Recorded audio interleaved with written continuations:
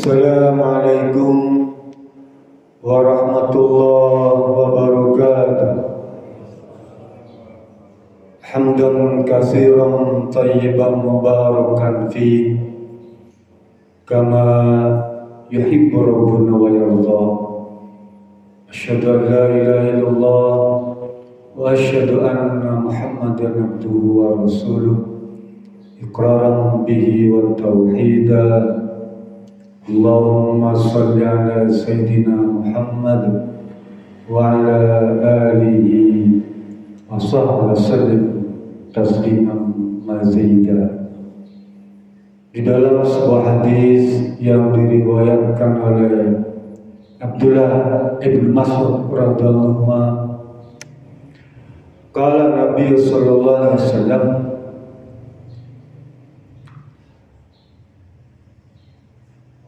idza iksya'arra jildul abdi min khasyatillah tahatat anhu dhunubuhu kama tatahatta anis syajaratil yabisatil waraq. Kata Rasulullah SAW, apabila kulit seseorang itu menggigil, merinding gitu ya, karena takut kepada Allah Subhanahu wa taala atas perbuatan dosa misalnya, lalu kulitnya merinding atau menggigil, nggak enak hati itu, maka Allah akan menghapuskan dosa dan kesalahannya itu. Seperti halnya Allah menggugurkan daun kering dari sebuah pohon.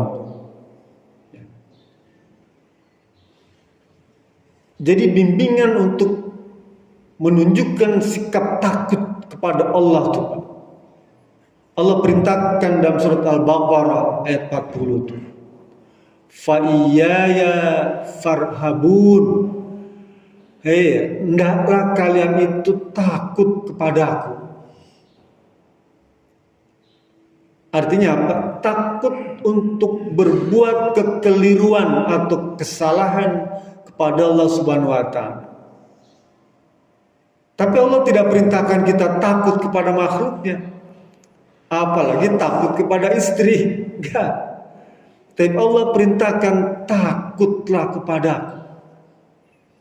Nanti di dalam surat An-Nazi'at, Bapak buka lagi tuh ayat 40 juga sama. Wa amma man khafa maqama rabbih wa nahan nafsanil hawa fa innal jannata hiyal ma'wa. Allah ingatkan lagi tuh tentang pentingnya kita memiliki sikap takut kepada Allah. Sekalipun zatnya tidak kelihatan, tapi kan kekuasaannya nampak, Pak. Zatnya memang gak nampak, tapi kekuasaannya ada di sekeliling kita. Bahkan ada pada diri kita tuh, Pak. Sehingga kata Allah Subhanahu wa taala, maka siapa saja yang takut akan kedudukan atau keberadaan Allah Subhanahu wa taala itu, serta menjaga amarah nafsu itu, tidak ada lain kecuali Allah berikan balasan berupa surga, Pak. Coba tuh. Cuma sekedar menunjukkan sikap takut saja tuh pada Allah karena perbuatan keliru kita. Dalam hadis lain Rasul berkata, innal mu'mina yara dzunubahu. Ya. Apabila orang beriman itu melihat perbuatan dosa itu, Pak. Ya. Ka'annahu qa'idun tahtal jabal. Seperti seseorang duduk di bawah gunung. Ya. Ya khafa ayyaqa alaihi. takut ketimpa gunung tuh, longsoran tuh. Jadi orang beriman itu cirinya adalah kalau dia berbuat salah, berbuat keliru, berbuat dosa, dia takut. Dan ungkapan takut itu seperti kalau dia duduk di bawah sebuah gunung, takut ketimpa longsoran gunung tuh. Lalu teruskan, wa innal fajira, dan orang yang kurang beriman. Fajir itu ya bisa orang beriman, orang jahat, orang nakal, orang badung, pelaku maksiat tuh. Ya razunubahu, apabila menyaksikan perbuatan dosanya nih, perbuatan kekeliruannya nih. Ka'annahu zubabun marra alal anfi. Seperti dia melihat seekor lalat di atas hidungnya tuh Pak. Orang fajir nih, orang nakal nih Pak. Kalau melakukan perbuatan dosa, itu seperti dia lihat seekor lalat nempel di hidung dia tuh. Digitukan saya juga terbang lagi. Tuh. Jadi menganggap remeh perbuatan dosa itu ciri orang fajir Pak, orang nakal. Tapi sebaliknya ciri orang beriman apa? Memandang dosa itu ya seperti sebuah gunung yang akan menimpa dirinya. Takut Pak. Jadi kalau kita memiliki rasa takut Pak, maka kita akan diberikan hikmah yang banyak Pak. Seorang suami yang takut berdusta pada istrinya, ya, maka Allah akan berikan kelimpahan. Seorang istri yang takut pada Allah Subhanahu wa taala, dia tidak akan berkhianat pada suami. Seorang pejabat yang takut kepada Allah Subhanahu wa taala, dia tidak akan menyengsarakan rakyatnya. Dan tidak akan melanggar konstitusi atau amanah, janji, ya, sumpah yang pernah dia ucapkan. Seorang aparat yang takut kepada Allah tidak akan menangkap orang yang tidak bersalah dan tidak akan memenjarakan orang yang tidak salah. Seorang jaksa yang takut kepada Allah, dia tidak akan menuduh rakyatnya berbuat salah. Seorang hakim yang takut kepada Allah tidak akan memvonis dan memenjarakan rakyatnya sendiri yang tidak bersalah. Seorang guru yang takut kepada Allah, dia tidak akan memberikan pengajaran atau berdusta kepada muridnya. Begitu juga seorang anak yang takut kepada Allah tidak akan durhaka kepada kedua orang tuanya.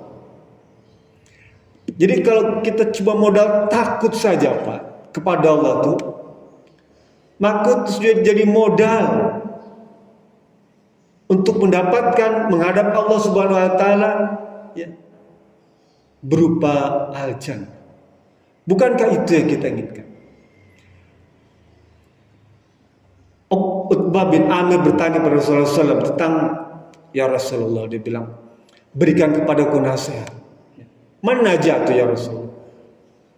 Nasihat yang bisa memberikan keselamatan. Kata Rasulullah, wabki khati'ataka, menangislah karena rasa takut. Pernah kita menangis? Kata Auf bin Abdillah, bagian tubuh yang pernah kena tetesan air mata karena menangis karena takut kepada Allah, maka bagian tubuh itu tidak akan dibakar oleh api neraka. Kata bin Abdillah. Muhammad bin Qadir, kalau dia sholat malam Pak, menangis sampai air matanya itu menetes pada janggutnya, kemudian air mata yang menetes pada janggut itu diperas dan dibasuhkan kepada wajah. Kenapa? Karena dia percaya bahwa bagian tubuh yang dibalur dengan air mata karena takut kepada Allah, maka dia akan tidak mampu dibakar oleh api neraka. Abdullah bin Amr bin As, setiap kali dia menangis, dia berkata, tetesan air mataku ini karena takut kepada Allah, itu jauh lebih baik daripada sedekahku sebanyak 1000 dinar. Bayangkan Pak, 1000 dinar itu 1000 gram emas. Sekarang 1 gram emas 1 juta. Kalau 1000 gram sudah 1 miliar.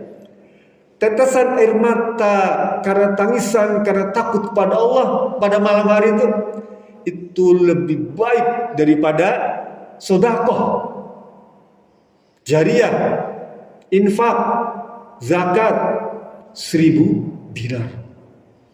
Masihkah kita punya air mata untuk menangis, merenungkan kekeliruan, kesalahan kita pada Allah Subhanahu wa taala? Jangan-jangan air mata kita sudah kering.